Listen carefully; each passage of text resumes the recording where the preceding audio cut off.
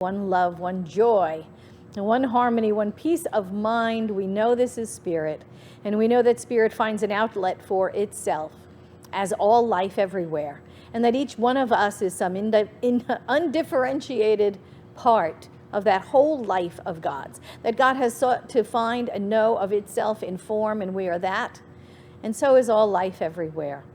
Everything is part of the one life of spirit, which is both immanent and transcendent, yes? We know that God is all there is, that it is whole, perfect, and complete. And it is our life right here and now. For that, we are so grateful. For that and so much more. We give our gratitude, and so it is. So welcome. It is another Monday, and we're still sheltering in place. We're still walking through this experience known as COVID, and staying respectfully, I guess, apart from each other, and yet knowing that we are one. I'm so glad that you're tuning into the Uplifts. I know the whole idea of Uplifts when we started them was to be uplifting, to find a place where we can come together still, even though we are physically separated, and to know of our oneness and to be uplifted regardless of what is going on in the conditions around us, to go back to principle, to remember who we are, to remember whose we are, to know that we are those divine outpicturings of God. So I'm calling today Mono Monday. Mono, meaning one, right? One. There's only one. There's only one of us. Now, Ernest Holmes said this in Love and Law. He said, there is one and not two. Never forget that. Anywhere in the universe, just one. And that one life is the substance of everything. It is one in unity, but multiple in manifestation. It is one substance from which an infinite variety of different things come, but every one of those things is made out of the same thing. Now that was from Love and Law. And so that's what I wanted to talk about today, was to really come back to this idea of oneness. I mean, this is the cornerstone of our philosophy, is that there is one life. I mean, that's how we start. Core concept one is there is only God. There is only the one. If you are a scientist, if you're a physicist, you know there's only one. There's only energy. Energy makes up everything, right? What do they say? That old joke about don't trust atoms. Why? Because they make up everything, you know? But it's true, right? They make up everything. Energy is the source of all being everywhere. There's only the one thing. There's only energy, in form or out of form. And so we look at that energy and we know it as the beloved. We know it as spirit, as the source of all good, as the source of all life everywhere, as the source of anything in the manifest universe. We know everything springs from the one thing. And I wanted to talk about maybe some different religious texts, you know, some sacred scriptures. Because when you go back to the fundamental teachings of really all of the world's great religions, you find the same thing. You find this idea of oneness and how everything springs from the one, right? So, and here we are in Corinthians that says, for in one spirit we are all baptized into one body, Jews or Greeks, slaves or free. We are all made to drink of the one spirit. This was known right from the beginning, right from these ancient texts. In Deuteronomy, right, hear, O Israel, the Lord our God is one. In Psalm, the song of the ascents, David, behold how good and pleasant it is when brothers dwell in unity. When brothers dwell in unity. We know this. In Sufism, it says the soul of oneness is the soul of man. The soul of the all-inclusive sympathy of unity and non-separateness. In the ancient Vedas, I mean, you're talking 6, 8, maybe 10,000 years. They don't even have a time, really, an exact time on the Vedic philosophy. The world is my family. That's what is said. The world is my family. And in Hinduism, all sons and daughters of God, good people all, brothers and sisters, created by one Father. no rooted difference between them. And in Islam, right, the Quran, all creatures are the family of God. And it goes on, but you get the point, right? One, it goes back to one. In all of the ancient scriptures and ancient texts, there is only one. There is only one. There is only one. We keep going back to the truth of this. Out of that one spring all. Out of the one spring the multitude, the absolute diversity of all life, right? The ground of all being, as they say, right? Everything springs from the one. And law and order, love and law. Ernest Holmes, Love and Law, he says this: we recognize unity and not duality. We recognize unity and not duality. There is but one common mind, and one mind common to everybody. This mind manifests itself through us. Mind is an individualized center of God consciousness. All law is mind in action. Remember, Ernest Holmes describes the triune nature of spirit as spirit, soul, body, or seed, soil, plant, right? That there is the thinker, there is the doer, and there is that which results. And he calls law, which is the doer, he calls law mind in action, because it is the doing aspect of the nature of God, right? We have the mind, which is the ideal, the thought itself, but it's got to be implanted in something. It's implanted in the law, in the soil, for a result to occur. And you know, all of these ancient texts, all of these sacred scriptures that all of the world's great religions go back to, they all ascribe to the same thing: oneness, oneness, oneness. It's a repeated theme over and over again. And also the warning against duality as well. All of those texts warn us against falling into the illusion of duality. And it's human nature. And I guess that's why the sacred scriptures warn us against it, because there is that human nature to view between two extremes of the same continuum, to view those opposites dualistically. There is one thing, and then there is the other thing, right? We have a tendency to view it as such. But when we see only oneness, that duality just evaporates. It vanishes away to the nothingness from which it came, because it's a human construct. It is not of spirit.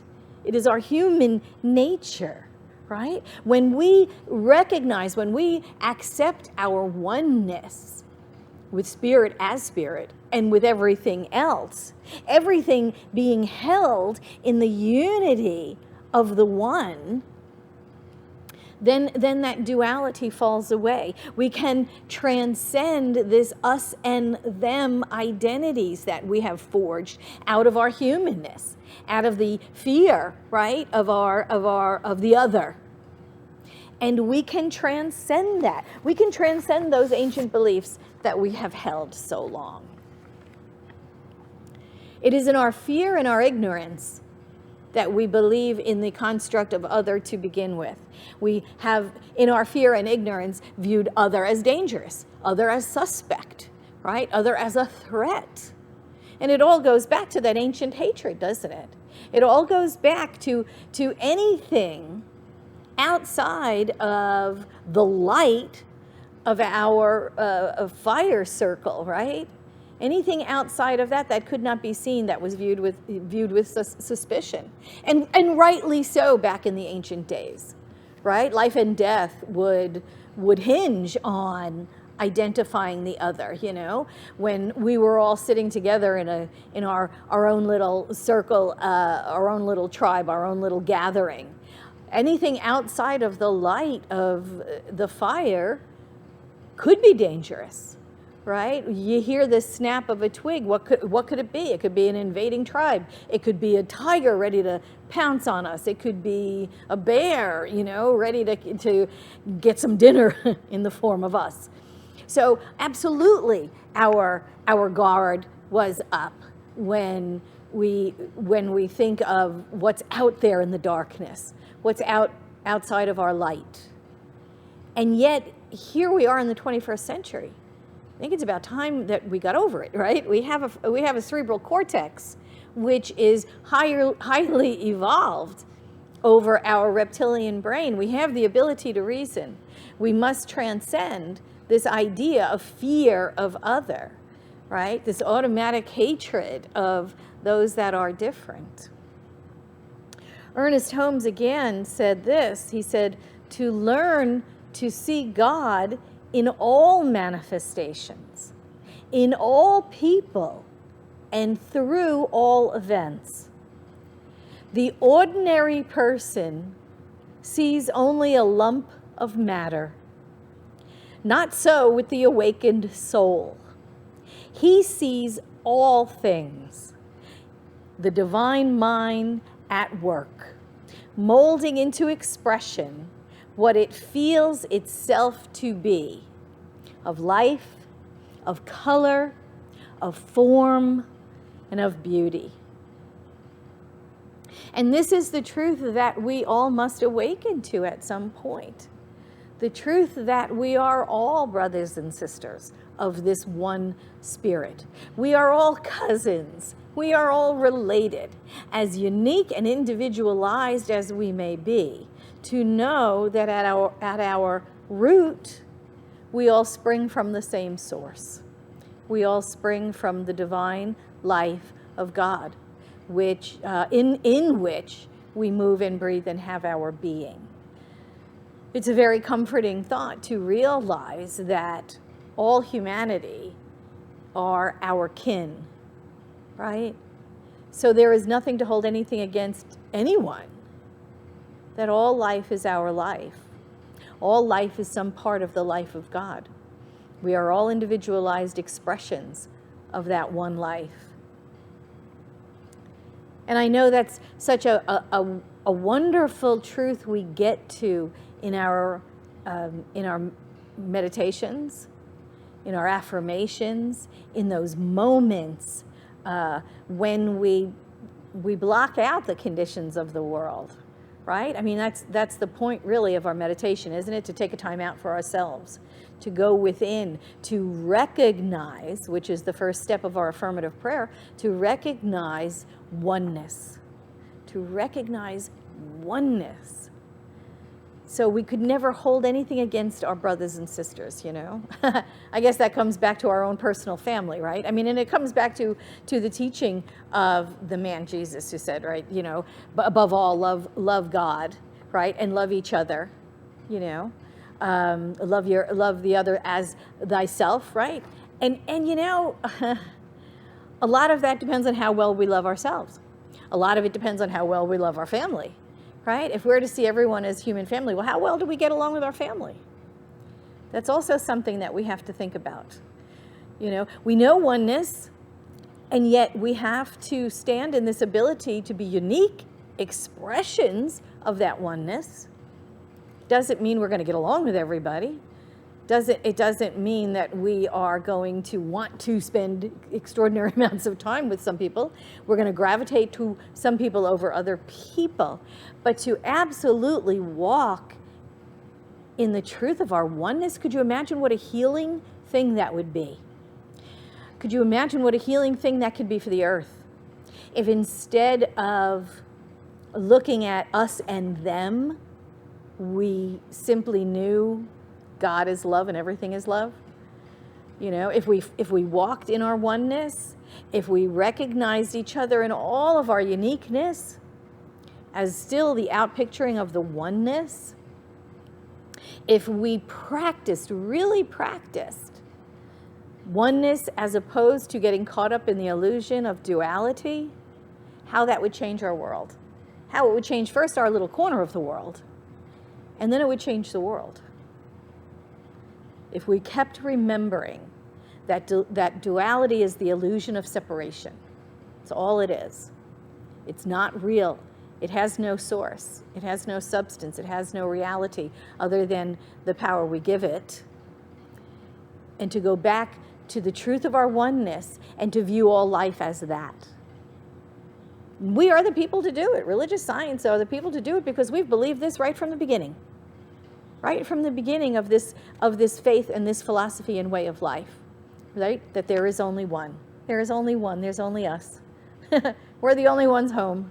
Right? There is only spirit and form. We are that. And it's up to us to look at everyone as that as well. All life is some part of the life of God. Let's pray out.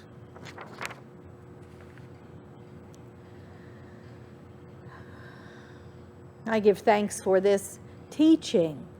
I give thanks for the writing of Ernest Holmes, for this unique and beautiful teaching, one faith, one philosophy, one way of life, who absolutely knows that oneness is the cornerstone and the key to living in peace, to living in love, to living in joy, to living in harmony with all life everywhere, is to know consciously from our hearts and to live consciously from our hearts that there is only one life.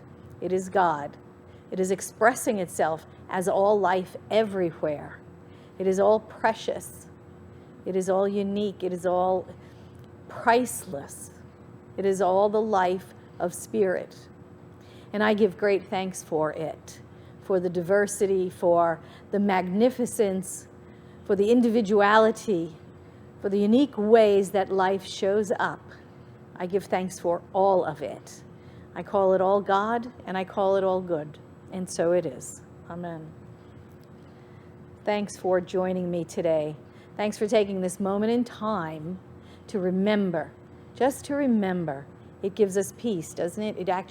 It allows the peace to flow from us because we already are that. We already are the peace of God. We must remember. We must remember who we are.